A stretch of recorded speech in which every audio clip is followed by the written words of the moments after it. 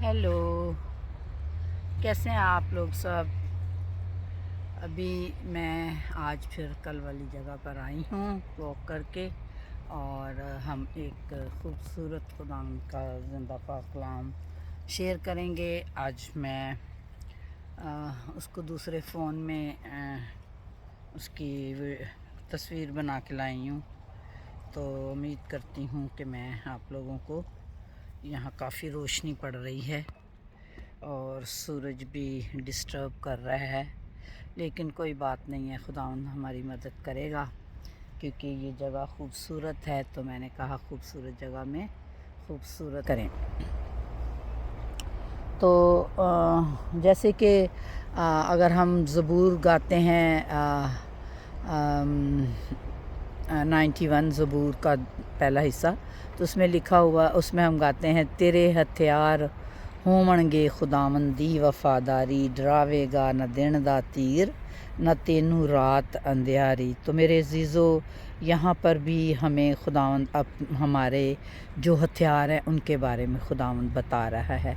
ये हथियार जो है शायद लोग समझते हों कि तेरे हथियार होवणगे खुदावंद दी वफादारी, ये हथियार जो हैं वो शायद बंदूकें हैं या पस्तौले हैं या कुहाड़ियाँ हैं या डंडे हैं। ये हथियार जो है हमारी दुआएं हैं। तो कलाम में लिखा हुआ है, मुक़द्दस मरकज़ की अंजील और उसका 11 बाब और उसका 42 आयत में अगर आप अपने कलाम मुक़द्दस में देखेंगे तो आपको ये मिल जाएगी आयत, जिसमें लिखा हुआ है, जो कुछ तुम दुआ में मांगते हो यकीन करो कि तुमको मिल गया और वो तुमको मिल जाएगा। आमीन। खुदावंद के ज़िंदा पाक कलाम के पढ़े और सुने जाने पर खुदावंद की बड़ी बरकत हो। आमीन। जो कुछ तुम दुआ में मांगते हो यकीन करो कि तुमको मिल गया और वो तुमको मिल जाएगा। ठीक है, मिल गया तो बाज़ दफ़ा हमें उसी वक्त जवाब मिल जाता है और बाज़ दफ़ा हमें देर से जवाब मिलता है, और जो देर से हमें जवाब मिलता है वो हमें क्यों देर से मिलता है, तो उसके बारे में भी हम सोचेंगे। वो इस वजह से हमें मिलता है कि हमारी अपनी कमज़ोरी की वजह से, और अगर हम रेगुलर दुआ मांग रहे हैं, दुआ मांगने का तरीका है कि वो मैं यहाँ पर आपको आखिर में बताऊँगी कि जैसे खुदा के साथ यकूब सारी रात लड़ा, सारी रात वो घुटने टेक कर दुआ करता रहा, उसकी टांगों में कड़ल पड़ गए, लेकिन वो सारी रात कहता था खुदा को कि जब तक तू मुझे बरकत नहीं देगा मैं तुझे नहीं छोड़ूंगा। तो मेरे अज़ीज़ों, इसी तरह से खुदा से हमें मांगना है, हमें रुकना नहीं है, और उसका एक वक्त मुकर्रर है देने का।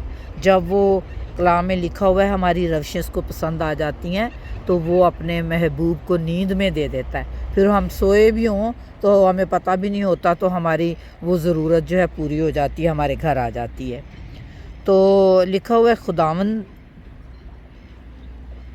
लिखा हुआ है, खुदावंद तूने हमें एक नहायत मौसर हथियार बख्शा है।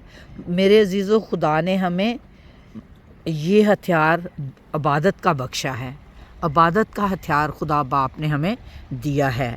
तो ये बहुत ही एक हमारा स्ट्रॉन्ग, मौसर का मतलब स्ट्रॉन्ग, मतलब ये ऐसा हथियार है कि हम इसको ये नहीं कह सकते कि ये नाउम्मीद हथियार है, ये उम्मीद वाला हथियार है। हमारे यहाँ वो जंग आलूदा हो गया है। मेरे अज़ीज़ों, हमने इस हथियार को वाक़या ही जंग आलूदा कर दिया है। जंग आलूदा का मतलब है कि हमने इसको जो है, इसको मौसर तौर पर हम नहीं इस्तेमाल कर रहे, इसको जंग लग गया है कि हम इसकी कोशिश करते ही नहीं हैं। हम कहते हैं नहीं, दुआ तो सुनी जाती नहीं, खुदा तो सुनता ही नहीं साड़ी दुआ, तो इस वजह से हमने इसको जंग आलूदा कर दिया है। ये हमसे जंग आलूदा हो गया।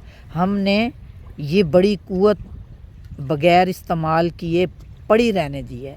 ये इतनी बड़ी कुव्वत, इतनी बड़ी ताकत जिसको हमने बग़ैर इस्तेमाल किए फेंक दिया है, एक तरफ पड़ा रहने दिया है।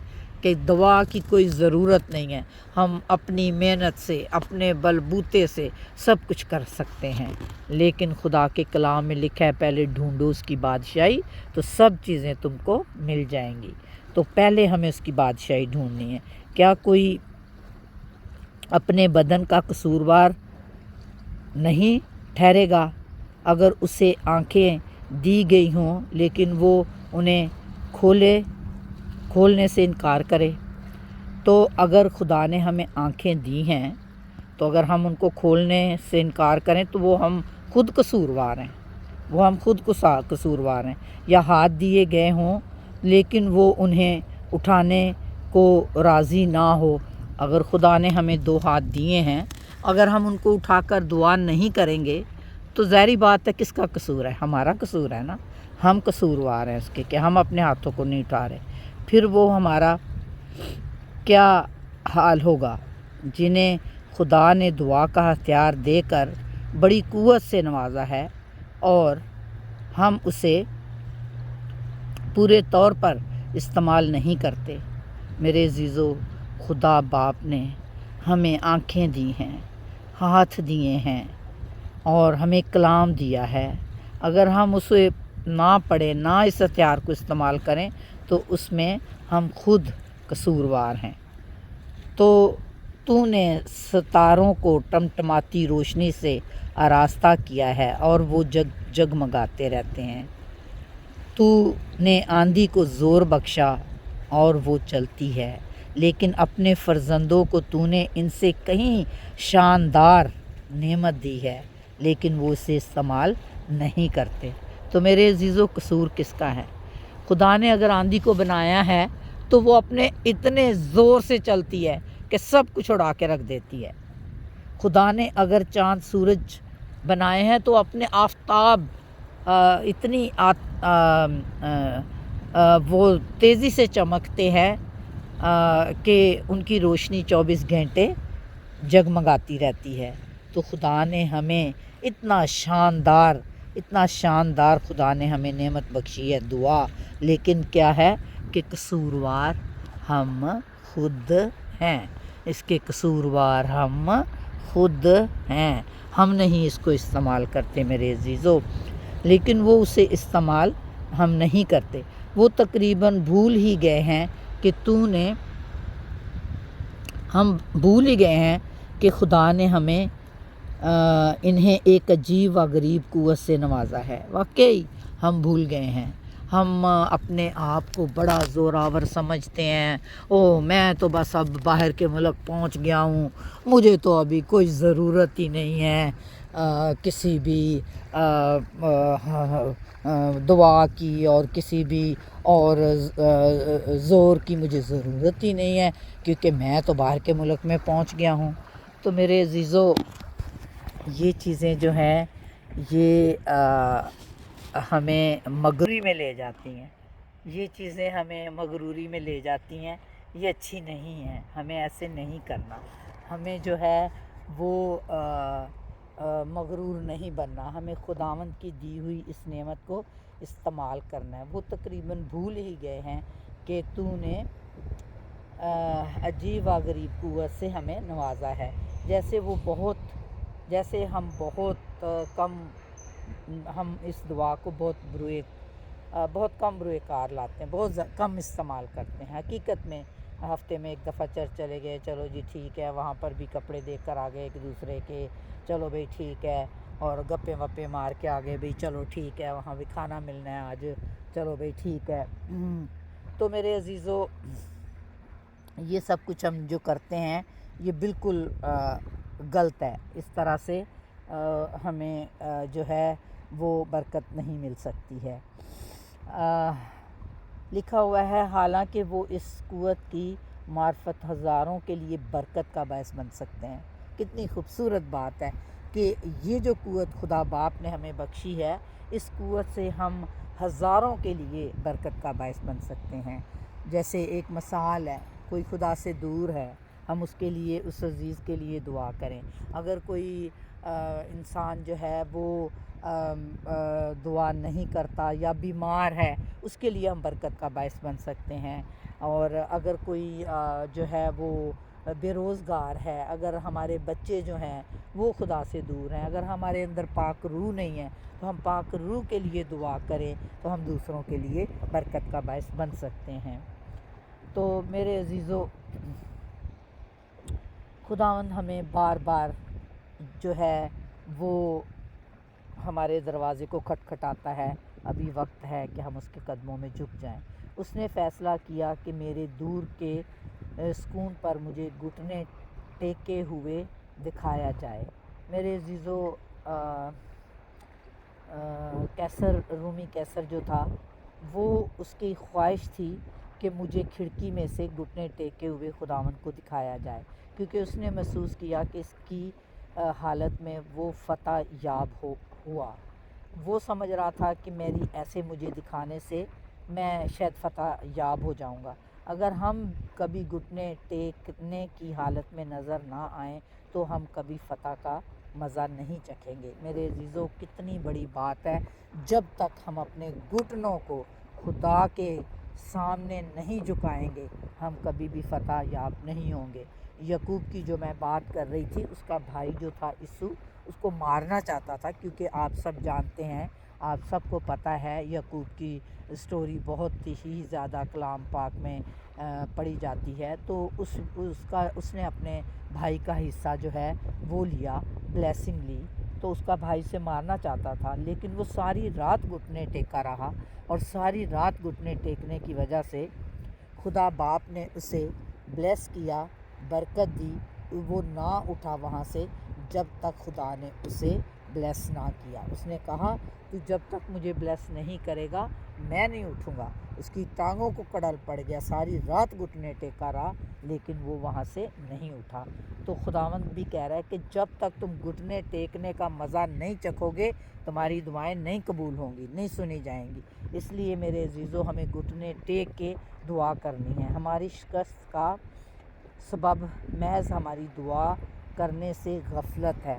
ہم جو ہماری شکست ہے یا ہماری برکت ہمیں نہیں ملتی ہے تو اس کا سبب یہی ہے کہ ہم دعا نہیں کرتے۔ اپنے خدا کے پاس واپس آ جائیں۔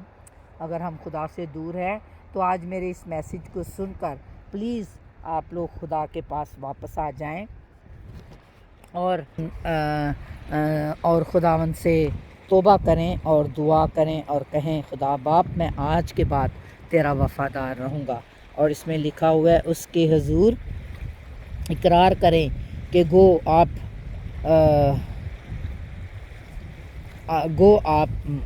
مسلح تھے، ہاتھ میں تیر کمان تھا، تو بھی آپ دشمن کا مقابلہ کرنے سے قاصر رہے۔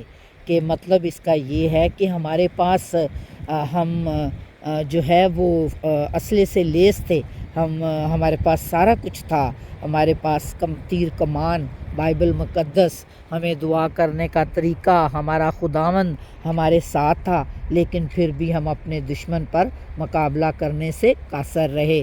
دشمن ہمارے، میرے عزیزو، خداوند کہتا ہے کہ کلام میں لکھا ہوا ہے تو اپنے دشمنوں سے محبت کر اور اپنے ستانے والوں کے لیے دعا کر۔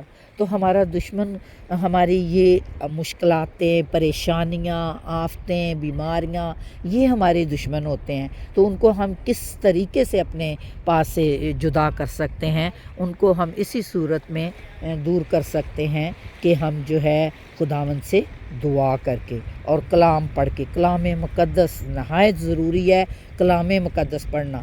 دعا کریں، اس کے ساتھ کلام مقدس بھی پڑھیں ضرور۔ اور لکھا ہوا ہے خدا کے حضور اپنی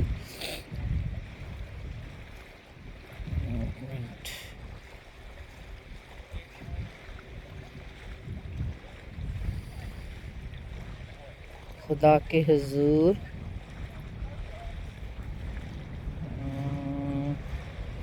اس کی میں نے فوٹو نہیں کھینچی تھی، سوری۔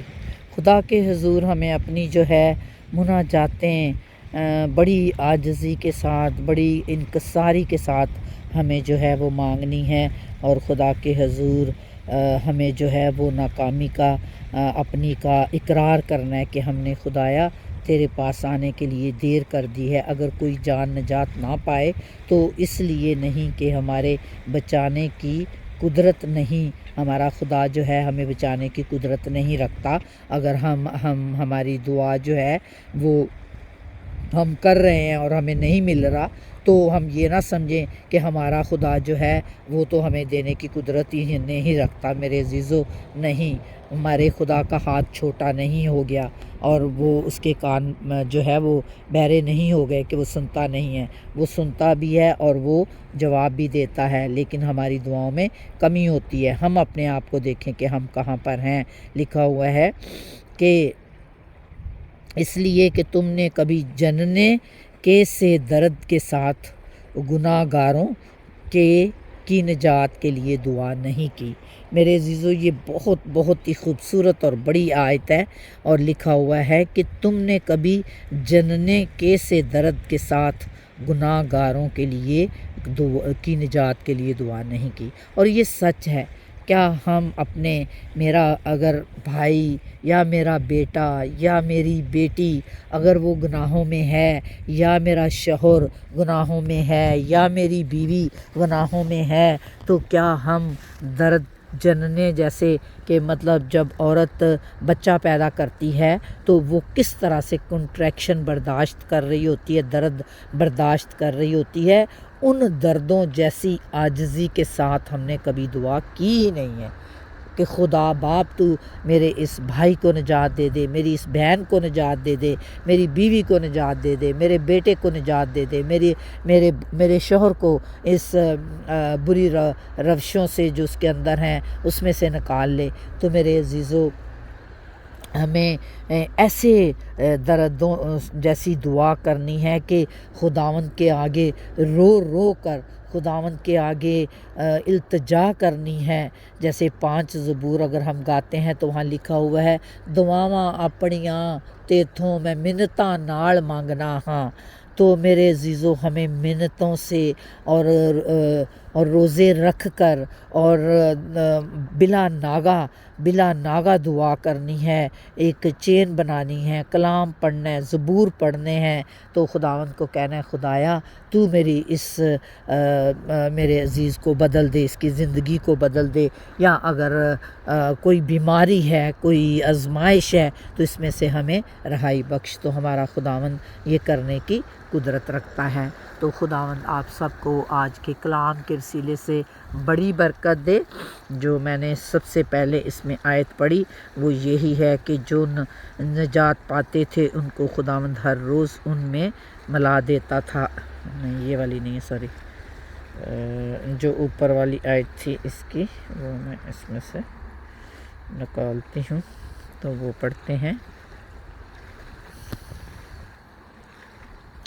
ہاں، وہ یہی تھی، مقدس مرکز کی انجیل اس کا 11 باب اور اس کی 24 آیت ہے۔ میں دوبارہ اس لیے دہرا رہی ہوں تاکہ آپ لوگ پڑھ لیں۔ جو کچھ تم دعا میں مانگتے ہو یقین کرو تم کو مل گیا اور وہ تم کو مل جائے گا۔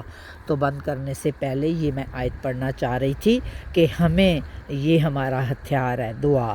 ہمیں دعا کرنی ہے، اور کس طرح کرنی ہے؟ گھٹنے ٹیک کے کرنی ہے، روزہ رکھنا ہے، اور رو رو کے خدا ان کے آگے التجا کرنی ہے، اور ایسی دعا ہونی چاہیے جیسے ایک عورت بچہ جنتی ہے تو اس کو درد ہوتے ہیں، ہماری دعا بھی اس طرح کی ہونی چاہیے۔ تو خدا ہمیں اس آج کے کلام کے وسیلے سے آپ سب کو بڑی برکت دے، اور ساتھ ساتھ یہ خوبصورت سمندر میں آپ کو دکھا رہی ہوں، ٹاٹھے مارتا ہوا سمندر جو خدا نے بنایا ہے، یہ خوبصورت کائنات، یہ خوبصورت دنیا خدا باپ نے بنائی ہیں، تو اسی طرح وہ ہمیں بھی چاہتا ہے کہ ہم خوش رہیں اور خوبصورت بنے رہیں۔ Thank you very much, God bless you all.